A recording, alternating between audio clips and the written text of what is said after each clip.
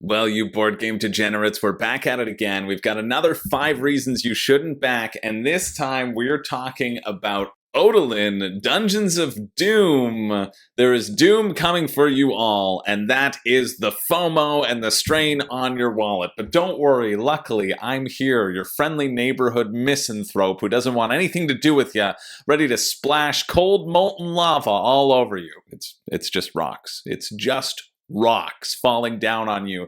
This is the 5 reasons you shouldn't back Odalin. This is a series that I do whenever a campaign crosses that $1 million threshold. I always feel that there is some level of FOMO or fear of missing out that is associated with these things. There's something that pulls you in that I don't think is necessarily representative of the gameplay, and so I am here to put your excitement to the test, to make sure that when it arrives at your door, you are equally as excited as you are right now. I think it's an important test. And it's important just to take a breath, to think about it critically for a little bit and see if you actually need to spend $300, $400 after shipping, maybe $700. Who knows what the all-in could actually become on a new toy.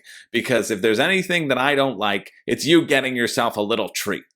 But before we get into it, I do like to talk about what is exciting about Odalin and about every game that I talk about, but this one, well, it just happens to be Odalin. And I think mechanically there are a couple cool things about Odalin. Let me refer to my notes. Not that, that's number one. Spoiler alert.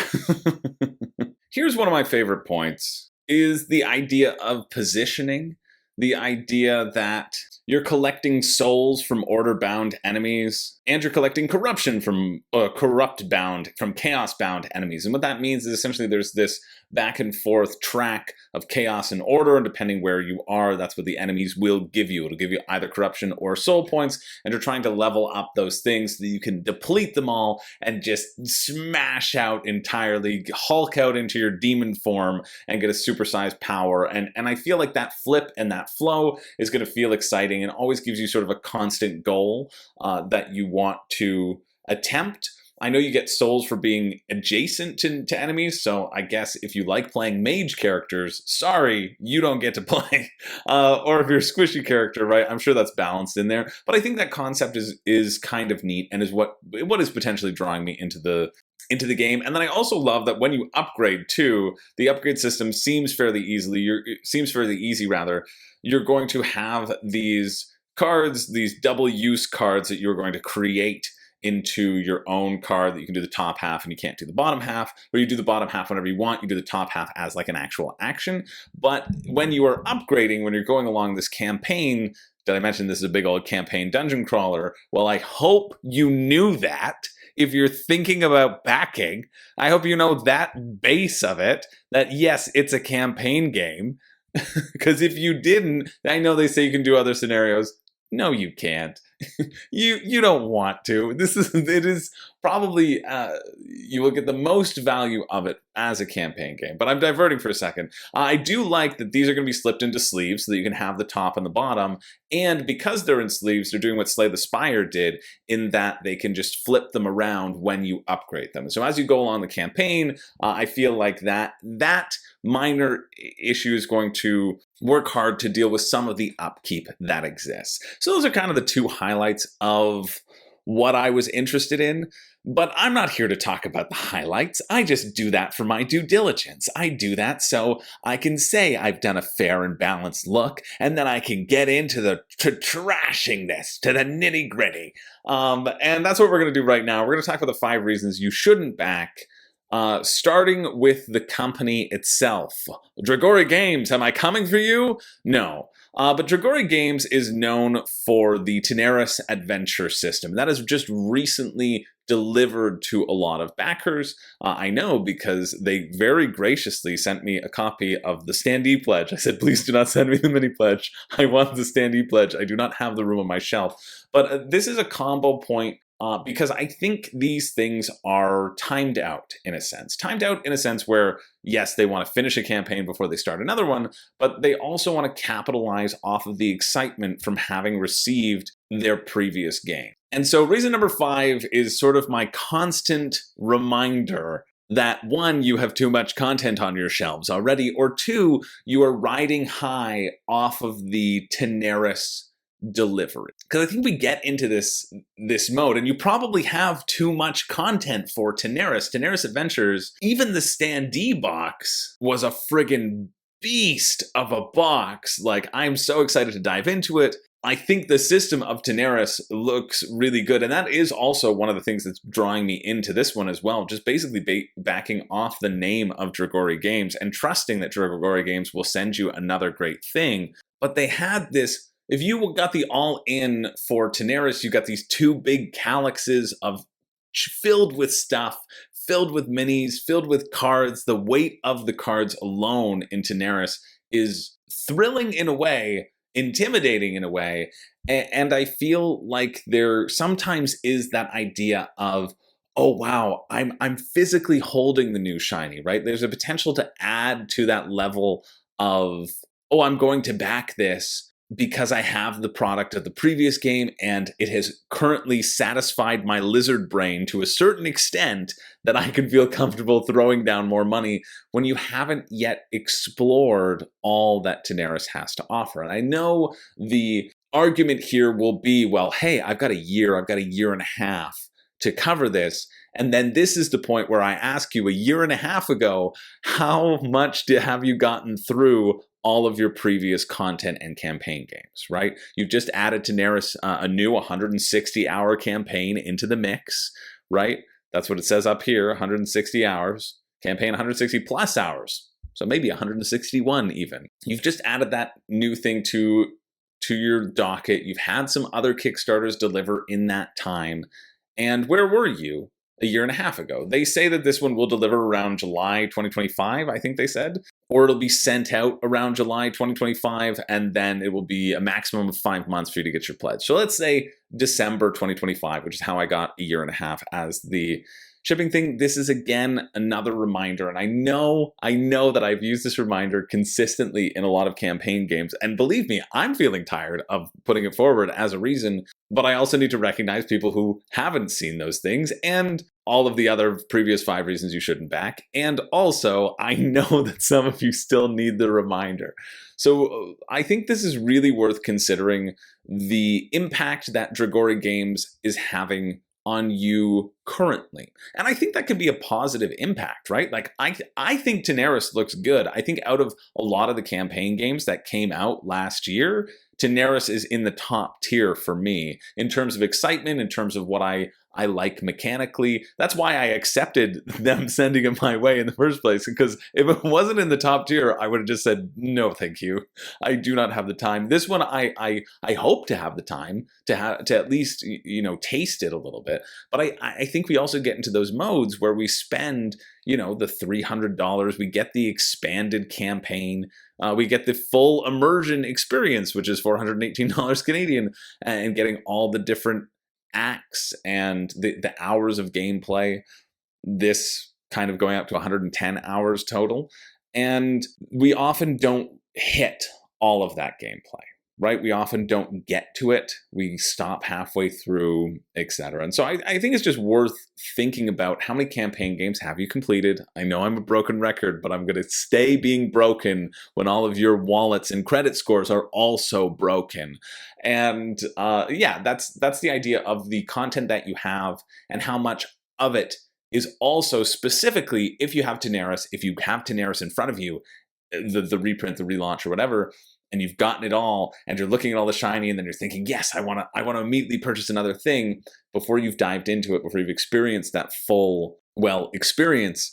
I think it's worth talking about. So that's number 5. I'm putting it up early because I know I've said it a few times. And let's go to an actual gameplay mechanic. Now, another reason of part 5, no, just kidding, we're going back, is that there is no rulebook on the campaign. And so you must be backing in some sense, or at least I would be, of my opinion or trust in the company, right? There are some videos on the campaign. I've watched through a few of them in order to have any semblance of any mechanics at all to talk about, to highlight things that I think are going to be prevalent, because that's what I like to do in these videos as well. Not just talk about outside forces, but there are a few of them in here. But with no rulebook, you're backing a lot more on faith. And I think that faith element is tied to Dragori games and potentially what you have currently received. If you've made your way all through Daenerys, well then, hey, this might be a good one for you. But let's talk about number 4, and that's if you don't like the tug of war mechanic. The entirety of the game, and I know they say, like, right after this, they say, hey, you can play without the balance track for a straightforward mode. But realistically, if you're backing this game, you should be backing in because you enjoy this idea of the balance mechanic. You enjoy the idea of chaos versus order. You enjoy that idea of threading that needle and raising up your stats, right? Kind of what I talked about in the initial parts of it, balancing how you get corruption and how you get souls. And a lot of that has to do with the balance track. The further you go along this balance track, the more worse events you're going to get. You're going to flip up an event and be like, hey, if the balance track is 3 or higher on corruption, an earthquake hits and everybody takes 4 damage. I have seen that card pass by, although it could just be enemies, who knows. And you can't go off this tug of war track either, or else you'll take damage. Right here, you could take damage if you, let's zoom in a little bit, 2 damage to all heroes, return to 5, or 2 corruption to all heroes. Those are what those symbols mean, I'm pretty sure. But this idea of this tug of war mechanic, tug of war is something that I don't personally enjoy that much.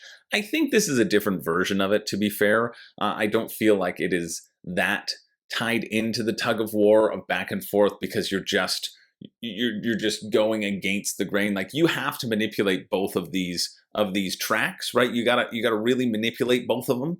You gotta pull them back and forth, and you're right here in the middle, right? You're right in the middle of these tracks, and you're deciding, like, wow, is it chaos? Is it order? I don't know. So it's a bit different from tug of war, in which case I'm just trying to drag you along and you're just trying to push me. I do think that is relevant, but I also know that for my particular desires with the tug of war and balancing back and forth, I find tug of war to be a bit repetitive. You know, and I worry in a campaign and in an extended play that this balance push and pull would get old quickly, and this also sort of is highlighted as the thing that it is a bit distinct. Right? The benefit of going back and forth is because you want to raise this stat, raise this stat, raise this stat, raise this stat. And going back and forth, I don't know. Like, I like the tactical ideas of kill an enemy next to you, you get souls, right? Kill an enemy here, you get corruption. But manipulating that track, constantly going back and forth, might get a little old after a while. And I think it is important to be, like, really excited about this fact. I think this is an important thing to highlight, to be excited about. Right? Like, if you are excited about this, if you're like, man, that sounds like the coolest thing in the world, then I think Odalin might actually be a great purchase for you.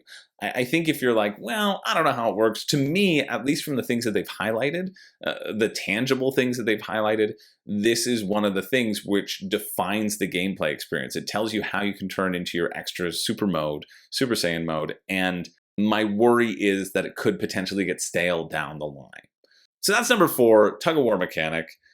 Number 3 goes back to somewhat of a gameplay consideration, and here's one. They are telling me against this point, but I don't know if I believe them. I really don't. It's the idea that Odalin is easy to play. I think already that setup and teardown is going to feel a bit exhausting. They say you only need to keep one book out all the times with no shuffling around in combat, throwing books back and forth. That's great. But they also talk about these modular tiles, these rooms that are going to get explored consistently, kind of like Barnacles of Dumbledore.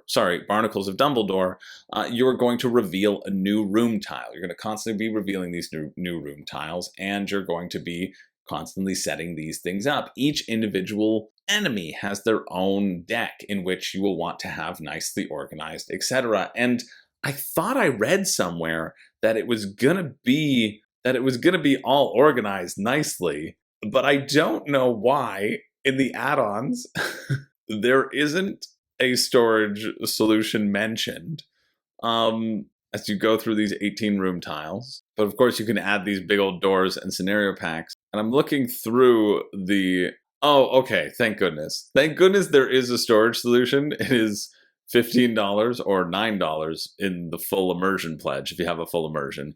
Premium plastic tray with cover. I'm sort of the mind that this price for $15 or $9 isn't going to give you the most beautiful storage system that you ever hoped for.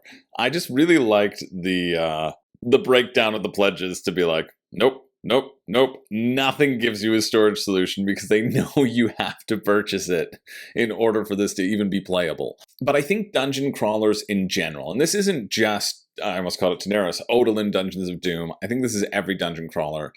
I find that there is both a bar to entry in terms of time that you'll actually have, and a bar to entry in terms of fiddly bits. You know, in the videos that I've watched, every single monster has their own deck of cards that reacts in a certain way, and this could get you excited, right? Like, if you don't mind managing all this upkeep, but I find as I play more dungeon crawlers, those are the things that wear on me. And as I play more dungeon crawlers, I'm starting to have less and less tolerance for a myriad of tokens that are just everywhere. Again, the storage solution in Daenerys seems okay. I unboxed it all, the standee version, and there's a place for a lot of the tiles in a way that makes somewhat sense as you're going to overlay them on maps, on different maps and whatever. But I find some fatigue that's been happening for me personally in the dungeon crawler genre. And I guess if you're an avid dungeon crawler fan, perhaps this isn't a real point for you, but maybe it's worth considering. Maybe it's worth discussing in terms of how you interact with a game, what wears you down, what encourages you to get it back to the table, what are the barriers to actually completing that campaign. And for me, a lot of the time, it's that fiddly nature, that setup, that teardown. When a campaign game requires me to spend, an hour of the time setting up and tearing down of a 5-hour session, I don't know. And I feel like for dungeon crawlers to really sort of jump off the page nowadays, or jump off the GameFound page and into my collection, it really needs to be well thought out. Like, the player experience needs to be really well thought out. And I question that a no-named, no descriptor, no picture version of what you're even getting with storage solution, just a blanket storage solution as a yeah, well, we'll take care of it. No, don't worry about it. You're gonna don't worry. it'll be stored nicely, right? And I think that's not an unreasonable thing to consider when you are spending $400 on a pledge. I'm saying $400 because it's $299 plus the $9 of the storage system, plus the potential cost of shipping, which can get up to $89 in the USA or $96 in Canada. So it is potentially $400 that you are spending on this thing to have barriers of entry. And perhaps they will showcase it in the updates, but I haven't seen it thus far. I have seen some more gameplay aspects. And reason number 2, I was going to tie into hand management, that aspect of deciding what cards to keep and deciding what cards to play later, that they have a effect or a instant effect that you can use outside of combat, which may also make it a little bit more to manage in your solo experiences if you're a solo gamer, because you have to two-hand it. They don't have any true solo. And so watching that thing, well, it makes sense that you have to two-hand it because that's a core mechanic of the game is, hey, you can use these at any time in between your turns. And if there's no in between your turn, then you can't really benefit of that core key element, right? That makes sense. But I think I want to focus on the rest of the mechanics and the idea of the pared down version. If you get rid of the balance mechanic, if you pare it down, if you get the bare bones version of Obla Di Obla Da Odalin, what does this game give you that other games that you have right now don't? Obviously the story, a different story, sure, that's fine. You could always just read a different book. We have some deck construction in here, essentially. That's what you're doing with your card crafting. You're deciding your deck, you're deciding your demon form. The idea that you can have a tank with a tank demon, just, you have one, your one-note character is still one note. Or you have a tank demon with an aggressive demon gives you a bruiser. The combinations are endless. Well, the combinations probably aren't that endless. I like that with those little mini combos. But that essentially just comes down to that hand management aspect, right? If you don't care about that hand management, you don't like deck construction, you don't thinking about those combos pre the game, I also think this is potentially not for you. What is this number 2 called? Number 2 is the standout factor. How does this stand out amongst the deluge of dungeon crawlers that are out there? And I don't know if it does. I think this is what makes it stand out. The the construction of these cards, but I'm not convinced by what I've seen, at least for the demons that you zoom in on. They all kind of have a similar thing. They all last for one turn. They all provide extra damage to a certain thing. They just give you a superpower of your existing power, which is fun. But I've zoomed into as many as I could, and I haven't seen that much difference. Now, it's hard to compare when you don't have a rule book to see the differences of the mechanics and how, a ranged attack is weighted versus a different attack. But I think it's still important to talk about. I think this idea of the risk reward, I don't see happening as much. Like the implications of adding additional pairs to it doesn't seem like it boosts all that much. But I like that you want to be pushing your luck and hope that a random event doesn't hit you. If you don't like that randomness in those events as you push your luck, or just push your luck games in general, potentially that's not for you.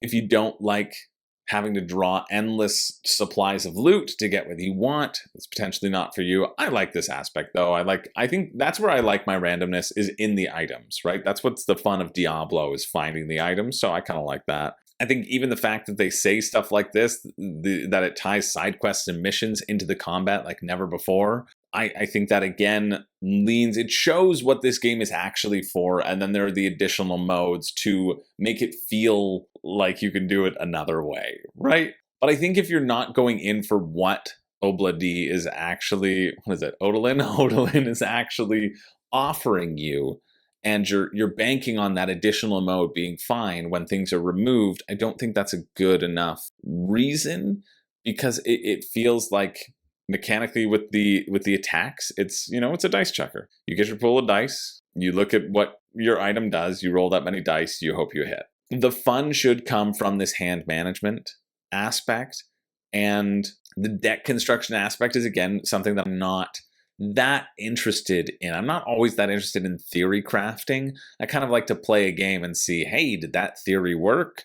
Rather than spend an hour crafting stuff before the game even begins. And that speaks to my collectible card game experience. I'm not a huge Magic player, but I think that's one that I wanted to flag that felt significant to me, was the hand management. And the other things don't feel that different. And so if you're looking for something that sort of revolutionizes the dungeon crawling genre, I don't think that this is going to be it. Certainly not from what I have seen thus far, when there is no rule book. It does lean on the side of that generica style. And then again, if that doesn't bother you and you're excited about the hand management, you're excited about the little tweaks, I think that's where you should pull the trigger. I think if you're not certain about the little differences between this and another dungeon crawler that you own, and you can't define the three biggest things and the three biggest differences for yourself, then that might be an indication that you're getting swept up in the market. And speaking of marketing, let's go back to that for our number one. Our number one is this sentence right here. Your pledge will be worth even more. Our number one is if you are purchasing this as an investment. What are you doing? Are you buying a game to play, or are you buying a game because you don't know how the stock market works and hope that you can get $50 down the line? Is that what you're doing? Is that what you're doing? Because I know some people do, right? I think the reselling market has probably cooled a little bit since COVID throws are down. But I know that people buy games to flip them, and to flip them for maybe double, hopefully double. And I think Odalin is sort of buying into that with what they say. With this, why you should back now, it's the point number one, your pledge will be worth even more. There's not going to be retail, which makes sense because of the size of the project. No way is it going to hit retail shelves. It's not like an established IP like Frosthaven. Even that has hard time hitting retail. Totally understand that. But this right here, this no reprint, 2 years guarantee of no reprints or upgraded versions. You know what that means? You know what that 2-year guarantee is worth for you? A whole lot of nothing. That's what it means. It is sort of a fake. It's not a fake promise. I think they will not reprint this in 2 years. But you know what I think is going to happen in 2026, end of June? I think we're going to see an Odalin version 2 come out.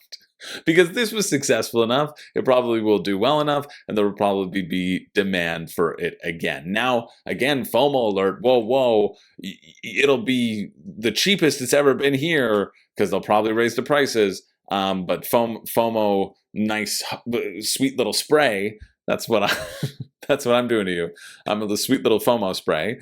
It will probably have an errata that's updated and some rules clarifications that are fixed, and be a better experience all around. You know, this idea that there's no reprint, no 2 years guarantee. I really do like how they've changed this 5-month guaranteed of delivery. In Daenerys, they did this too, and I thought their language of it was a bit sketchy. Not sketchy, just unspecific, I should say. And here, I think this is very specific. Seaborne shipping section. Your games are not at your home from the local hubs. After 5 months of delivery estimate, you may request a refund and get 100% the amount paid. I think that's a really nice guarantee. I think they're giving themselves 5 months instead of 4, because I think it might be 4. Some slow ones will be 4. Usually it takes around 3 from when they hit hubs, right? I don't see the estimated date here, but somebody said July 2025 in my Patreon, and I'm going to assume that's the case. But I think this idea of your pledge will be worth even more, this is just straight appealing to the collector who has that reselling mentality. I know that's something that, Alex from Board Game Co. often puts forward, and I think it is a decent mentality to put forward. If you don't like it, you could sell it and earn your money back. But I think a lot of people take that as the idea that, okay, I'm just going to get this, and I'm only going to get it for the purpose of reselling. I'm going to get something that I feel less excited about, or I'm unsure about, because it will retain its value, and so I'm safe and can decide later. And I think if you're entering into a purchase with that mentality, that indicates to me that it wasn't a necessary purchase to begin with. That indicates to me that you are susceptible to shiny, pretty things, and you can't admit it to yourself that you're not going to get it off the shelf, that it's going to sit in shrink, and you're going to flip it later, and you've gone through that labor of receiving the shipping, organizing shipping for somebody else, doing the listing, the posting, for what? For what enjoyment? And maybe that's worth the enjoyment. The hope is the enjoyment for you. Maybe that hope is enough. But I like games because I like playing them. And I would rather do something more with my $400 than give it to somebody else for 2 years, and then maybe get it back if the game is good. It just seems like an odd way of approaching things. I think that is this being right at the top of the page. That's why I knew this was going to be my number one, because it's right at the top of the page, and they're really pushing that this is a one-time thing. And I think it's fair to push that it's a one-time thing, but I also think no reprint, in 2 years guarantee of no reprints, that means that it's going to be delivered in about 2 years, and then we're going to see this cycle continue. Most crowdfunding games take about 2 years to complete. They just do now. They hope that they complete in 1 year, but those campaigns are rare. They take 1.5 to 2 years. So it's really no skin off their back for saying, hey, oh, don't worry, there's going to be no reprint for 2 years, because they know 2 years' time, they can just reprint it, because that will be their cycle anyway. If this said no reprint ever, guaranteed no reprint ever, if we do, we'll refund your money, well, that's the ultimate FOMO tactic, and I don't know if I'd be able to fight against that one. However, luckily we have an obvious FOMO tactic, and so we might be safe for now. So that's it. Those are the 5 reasons that you shouldn't back Odalin Dungeons of Doom. I wish that there was more gameplay content for you. Again, reason number 0, or it was in reason number 5. It's in all of them. When you don't have the rulebook on the campaign page, you don't have on the campaign page. Yeah, I'm too busy to say campaign page. Ugh, what's that? On the campaign page is what I need. If you don't have it on the campaign page, it's an automatic no-go for me, right? It's easier to have these sorts of stances. You'll probably be fine. You're still not missing out on Oathsworn. I know, if you haven't gotten it, and you're like, oh shoot, I really wanted it at that one point in time when everybody was talking about it, and then now that nobody's mentioned it for a while, I've forgotten completely about it until Chris said it. No, yeah, I remember I wanted it. You didn't want it, right? And I'm talking to some of you, and hopefully the rest of you will get my meaning. But drop in the comments below why you are excited about Odalin. I'm really, really curious if you are excited about Odalin, or if you're not, drop that too. I think it's always helpful for these videos to be a lovely forum where we can all add why we are excited or why we're considering backing and help each other in the board gaming hobby decide if this is a good purchase. Like, help somebody else decide if it's a good purchase for them. I think that's important. I think we're all working together and everybody's very busy and doesn't have time to look into everything and watch a million videos. But you're here now and you made it to the end, so at least you have the comment section of everybody else who did that as well. Thanks so much for watching. I imagine I'll be back to spank your little bottoms again. But until then, my name's Chris George. I don't have a catchphrase. I certainly hope my catchphrase never has to do with me spanking your little bottoms. But hey, if you keep spending irresponsibly, who knows what will happen.